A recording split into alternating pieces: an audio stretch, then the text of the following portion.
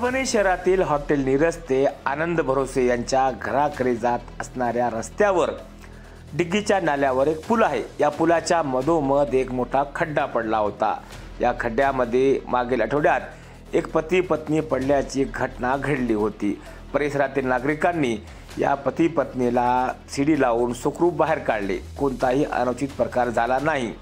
त्यानंतर मात्र सोशल मीडियावर यासंबंधी व्हिडिओ व्हायरल झाल्यानंतर नेटकऱ्यांनी महानगरपालिकेच्या कारभाराविषयी चांगले चांगभले काढले होते। त्यानंतर महानगरपालिकेने आता या पुलावर लाकडी बॅरिकेडिंग लावून हा रस्ता रहदारीसाठी बंद केला आहे। त्यासाठी हा रस्त्याच्या दोन्हीकडे लाकडी बॅरिकेड्स लावण्यात आले आहे व त्यावर एक बॅनर लावून हा रस्ता रहदारीसाठी बंद असल्याचे महानगरपालिकेने नमूद केले आहे। एक आठवडा उलटला असला तरीही अद्याप महानगरपालिकेने मात्र रस्त्याची दुरुस्ती सुरू केली नाही। फक्त हा रस्ता रहदारीसाठी बंद केला आहे।